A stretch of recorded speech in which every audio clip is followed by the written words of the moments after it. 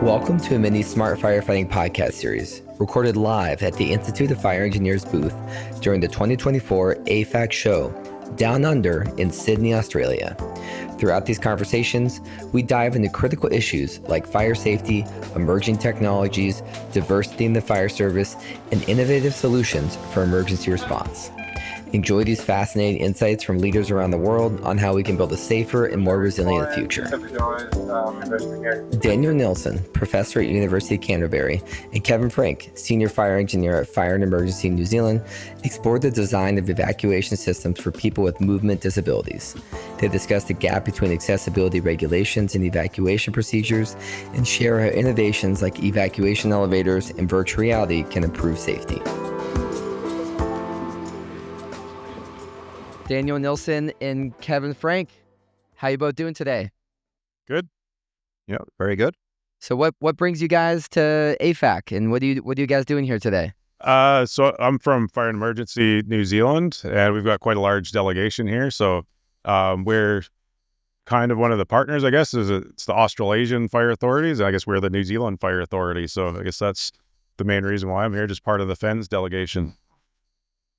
And I'm from University of Canterbury in Christchurch, New Zealand. And I'm here presenting on a project that is currently ongoing in New Zealand, looking at things like evacuation for people with movement disabilities. And we're also looking at digital tools for fire engineering.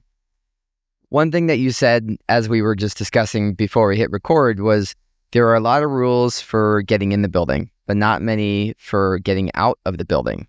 What do you mean by that? Well, that's true. The thing is, when it comes to people with movement disabilities in particular, since that's the population we're looking at, we have in the legislation, we have a lot of rules about accessibility. So people should get into the buildings. But when it comes to evacuation, we do not have the same rules. And it's, I guess, up to the building owner to find ways of evacuating people. Whereas getting into the building, that's very clear in the regulations, what you need to do. Okay. And then the whole, like you were saying, of what we need to do and ultimately how we are designing, you mentioned kind of this whole needing to kind of, whether it's starting from the ground zero or kind of reverse engineering for the population, how should we approach this idea of designing for that population? Well, one of the things that has developed in the last couple of years is that we've introduced some evacuation solutions that actually work for people with movement disabilities. So we have buildings today where we use occupant evacuation elevators. Now, occupant evacuation elevators are not your standard elevator. They are extra safe, and they are designed so that they can work also in a fire situation. So there are buildings today where we use occupant evacuation elevators. We also have buildings where we have something called areas of refuge. And an area of refuge is a safe place where if you have a movement disability, you can stay there and then wait for assistance. Now, the problem is that these are new features of buildings, and traditional buildings don't have them. And what we've been telling people for a very long time is that you shouldn't use the elevators for evacuation. But all of a sudden, you might be in a building where there is an occupant evacuation elevator, and you should use it. And one of the things that the project looks at is how do we then communicate that? How do we communicate to people that for this particular building, it is safe to use the elevators? You're safe in the elevator lobby. You can wait for the elevator to come. And you can safely go to the ground floor. Well, it seems this psyche is so ingrained in our mindset. How do you adjust and modify the psyche that's so entrenched in our brain? Well, we need communication systems that convey the fact that it is safe to use elevators. The problem today is we don't really know what the evacuees need in terms of information. So what we are doing in the project, we're doing something called co-creational development. So this is when we work with the end user. So in our case, that would be people who have movement limitations, movement restrictions. So it could be someone who's in a wheelchair. And what we do is we develop an environment in virtual reality where they can, in virtual reality, evacuate a building. And they use their wheelchair, they get to the elevator lobby, and there might be some signage there telling them that this is an occupant evacuation elevator. You are safe here, and you can wait here until the elevator comes, and you can take the elevator to the ground floor. The co-creational aspect is that we do this experiment like an interview. So as they evacuate this virtual building, we ask them about their perceptions and what information they're lacking and what type of information they would want. And once we've done this interview, we have a good idea of what their information needs are. So what would you like to know to trust this evacuation solution? The next iteration is then to implement that in the VR environment, which takes a bit of time. And then we go back to them again, and in VR, they experience the new systems. And in an iterative way, they can then give feedback, we can refine the system. And in the end, we end up with a system that makes sense. So people who go to an area of refuge or an occupant evacuation elevator for the first time get a system that they understand without too much prior training, and also that addresses their need for specific information. So that's the co-creational aspect. One thing and this is something we haven't really done in the past, I've had plenty of examples from my own research where I've seen systems that have been implemented in buildings that don't really work, since people don't perceive them the way that the designers thought they would. Since as a designer, it's extremely difficult to take the mindset of the end user. For example, I'm a fire engineer. When I see an exit, I think exit. That might not be what people are thinking about when they're evacuating, since they're not fire engineers. So it's really, really difficult to take their mindset. And that's why they need to be involved in the design process. And so you mentioned this co-creation development and then and I think I hear meeting people where they're at. How have you both kind of approached this? Like, I had a conversation earlier, having a cup of tea with people and meeting and, going into people's homes and talking about what the challenges are, what you're doing. Could you, elaborate on how you are kind of approaching getting this insight and communicating in the most effective manner? Yep. So what we're doing, as I mentioned, is developing that VR environment, which we can bring home to people. So you don't actually have to come to a VR lab to do the experiment. So it's easier to reach your participants. We've toyed with the idea of asking them without the VR environment what they think. The problem is that unless you're in the environment, it's just your behavioral intent. That doesn't really guarantee that that's how you're going to behave in a real situation.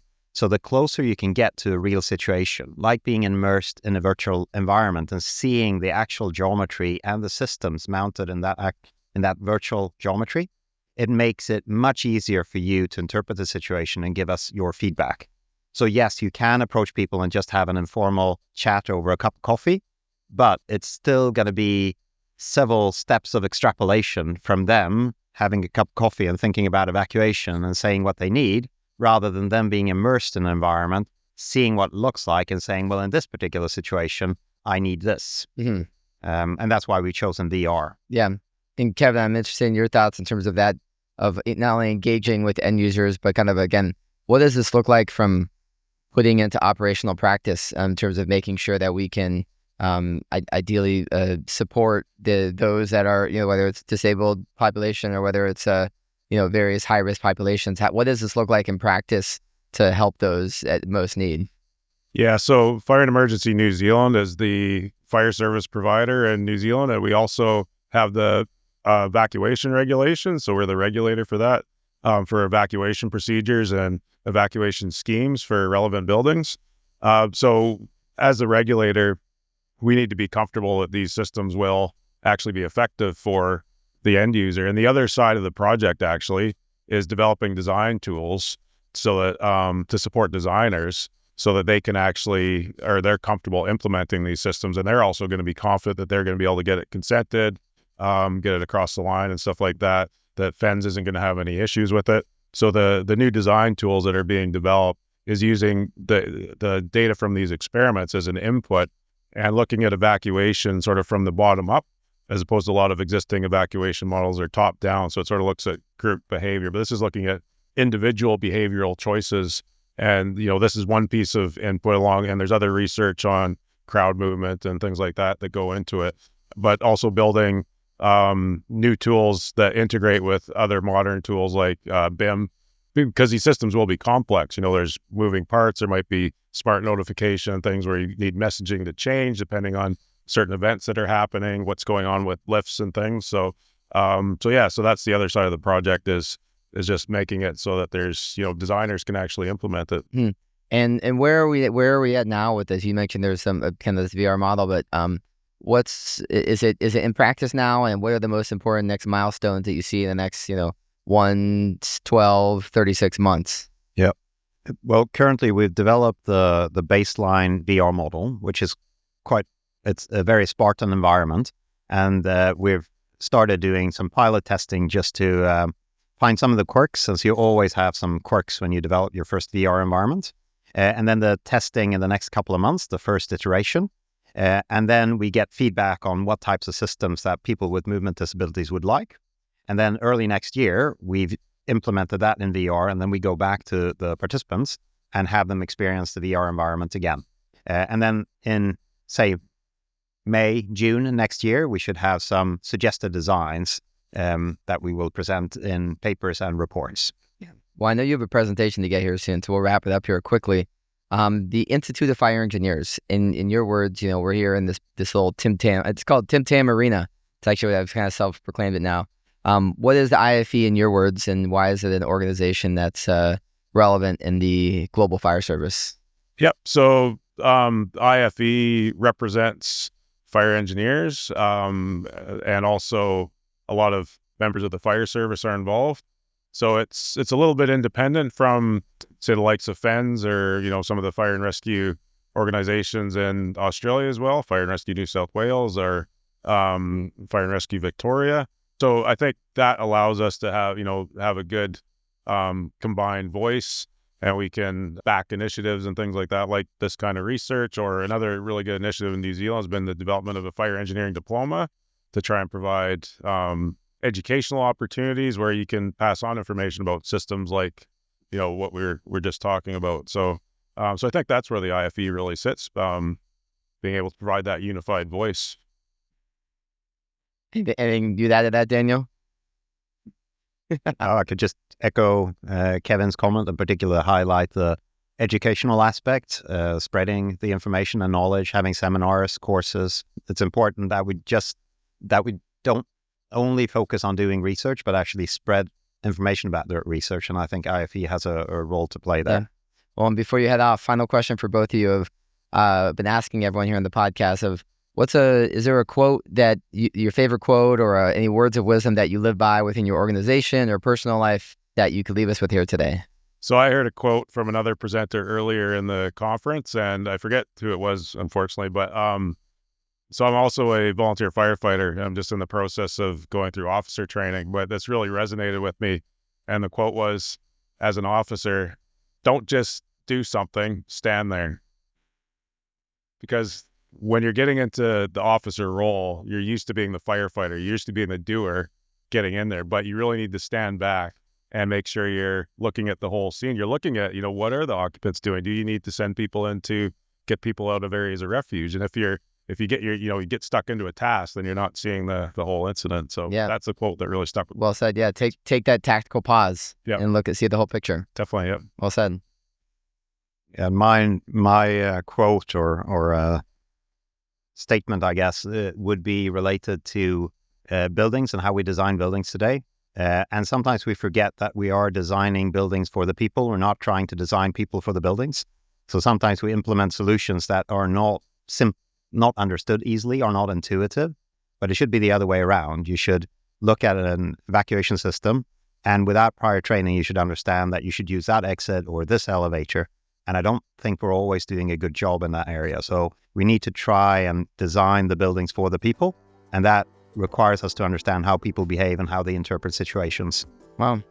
Damn, those are some good final lines. Daniel and Kevin, really appreciate the work you're doing. Daniel, you got to go run off to your presentation. Yes. So thank you very much, and look forward to following your work. Thank you. Take care. Thanks for listening to this episode recorded alongside the Institute of Fire Engineers during the AFAC show. If you found value in the conversation or learned something new, we'd love to hear from you. Reach out, share your thoughts, and let's keep the discussion going on how we can shape the future of smart firefighting.